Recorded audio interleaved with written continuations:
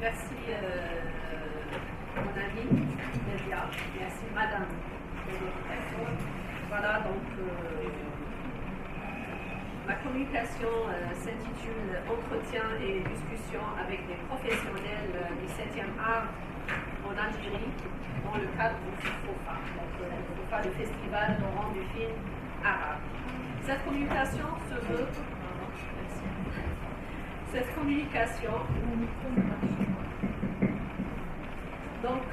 communication se veut la synthèse de quelques réponses à des questions que nous avons posées à 3 personnalités algériennes qui font partie du domaine du 7e art en Algérie dans le cadre du FOFA et plus précisément dans sa 7e édition en 2013.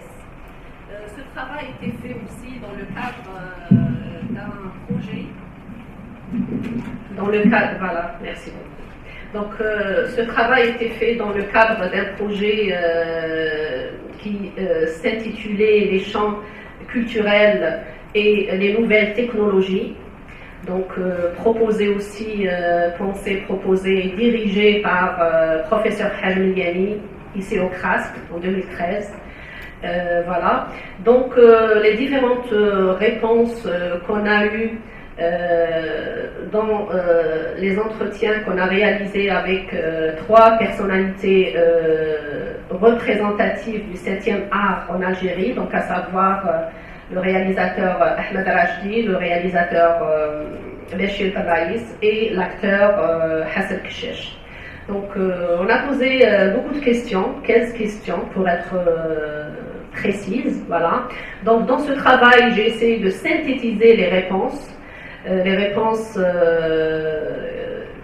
qui étaient liées surtout à la situation du cinéma en Algérie, donc il y a presque 10 ans, il faut le dire, et pourquoi j'ai repris ces entretiens et pourquoi je voulais présenter cette synthèse.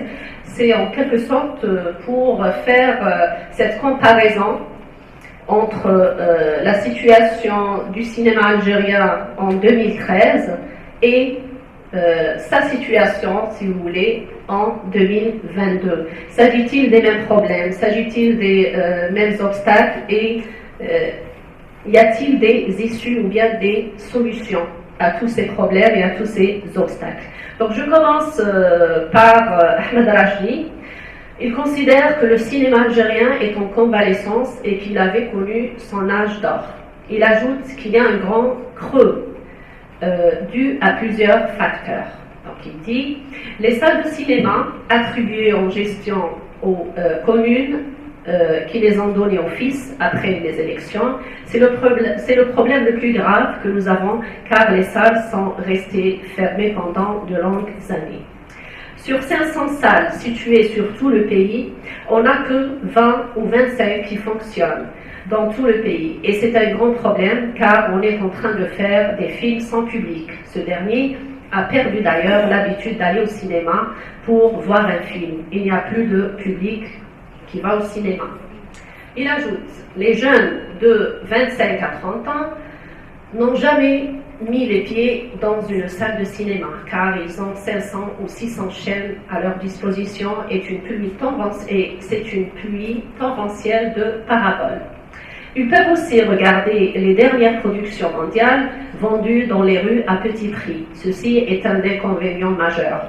Mais il peut aussi être un avantage qui leur permet d'acquérir une culture cinématographique qui exige aux cinéastes algériens de s'élever pour pouvoir capter l'attention du public.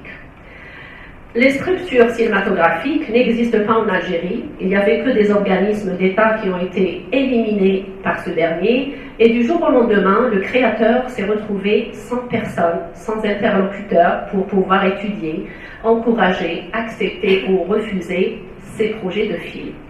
Le cinéaste doit s'adresser directement au ministère, dont la mission n'est pas de produire des films, car ce n'est pas à l'État d'en produire.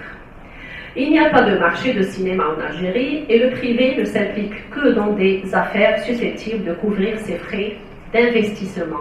Il ne met pas de l'argent dans la culture parce qu'il manque de culture peut-être aussi.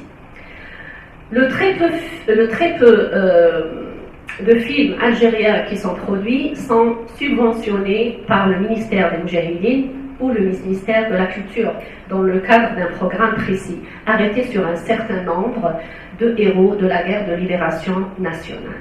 Rachdi ajoute, le nombre total des films produits en Algérie ne dépasse pas 4 ou 7 films par an.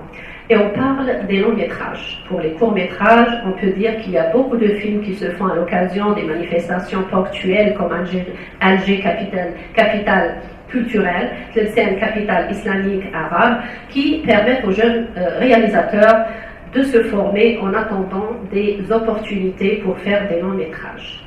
Il n'y a pas de mécanisme de production. On ignore comment ça se passe, car il n'y a pas de règles d'une part. Et d'autre part, c'est l'État qui choisit ce qu'il veut subventionner ou pas. Le problème de scénario se pose aussi, car la réalisation d'un film dépend essentiellement de ce dernier. Le problème des techniciens